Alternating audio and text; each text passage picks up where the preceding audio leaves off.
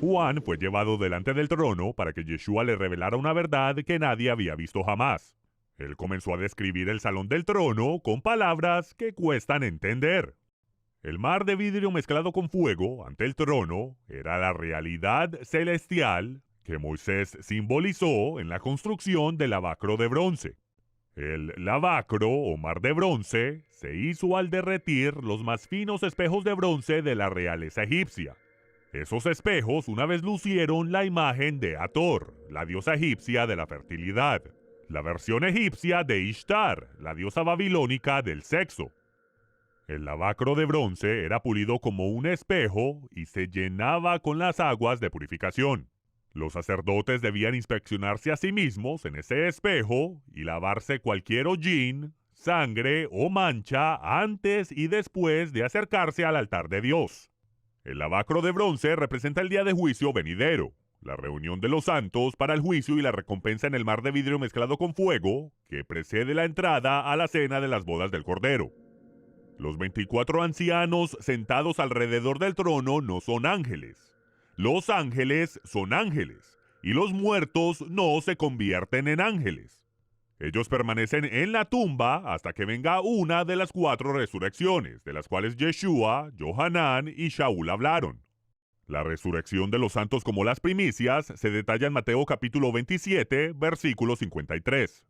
Mas Yeshua, habiendo otra vez clamado a gran voz, entregó el Espíritu. El velo del templo se rasgó en dos de arriba abajo. La tierra tembló, las rocas se partieron y se abrieron los sepulcros. El calendario juliano fue instituido por Roma 42 años antes del nacimiento de Yeshua. El año de su crucifixión, el 28 de la era común, el Cordero de la Pascua fue sacrificado en la tarde del miércoles 28 de abril. En el calendario del Creador fue el día 14 del mes de la cebada Aviv. Pero fue en ese miércoles, en particular, que Yeshua fue sacrificado como el Cordero de Dios, del cual el Cordero de la Pascua era una sombra profética. En su detallado registro de la crucifixión, Juan expresó la urgencia de bajar a Yeshua y a los otros de la cruz, porque al atardecer, el 15 de Nisan, empezaba el Shabbat solemne que daba inicio a la fiesta de panes sin levadura. No era el Shabbat semanal el que se acercaba. La crucifixión no fue un viernes. El ciclo de vida de Israel en el primer siglo se determinaba por la celebración de las fiestas del Señor en conjunción con el calendario del Creador, como se detalla en Levítico capítulo 23. Solo ignorando la Torá y los registros de los apóstoles, se le puede ocurrir a alguien que la crucifixión ocurrió el Viernes Santo, lo cual era el día de adoración al dios asirio Dagón, y que luego la resurrección ocurriría el domingo de Ishtar, la diosa babilónica del sexo. Ni siquiera Einstein pudo obtener 3 días y 3 noches entre esos 2 festivales paganos de adoración al sol. Yeshua era judío, no un adorador babilónico del dios sol. La profecía más repetida y más ignorada sobre Yeshua en toda la cristiandad. Solo habrá una sola señal de su autenticidad, una señal de que él es el verdadero Mesías, la señal del profeta Jonás.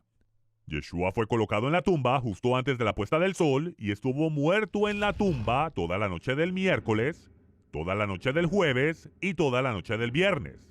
3 noches, justo como él había profetizado. Yeshua estuvo en la tumba todo el día del Shabbat solemne, el jueves, todo el día del viernes, todo el día del sábado, el Shabbat semanal, y resucitó en el Shabbat al tercer día, como lo registran las Escrituras.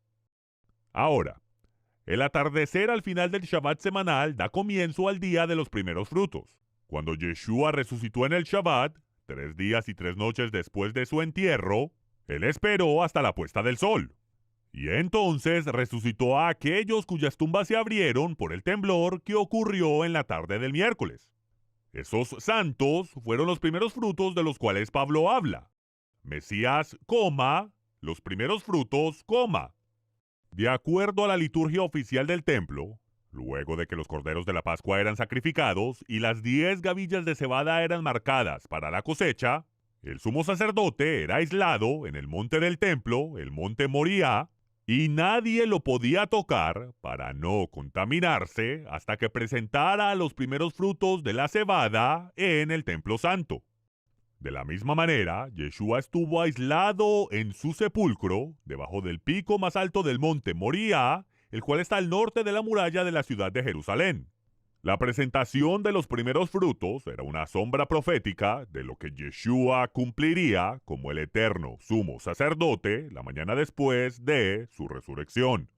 Yeshua, ahora como el sumo sacerdote, según el orden de Melquisedec, toma a esos santos, a quienes él resucitó de entre los muertos después de su resurrección, y los presenta a su Padre en el templo celestial como los primeros frutos de entre los muertos. Ahora, esos 24 ancianos con coronas, en sus tronos de oro, están esperando la reunión de aquellos que pertenecen al Mesías en su venida.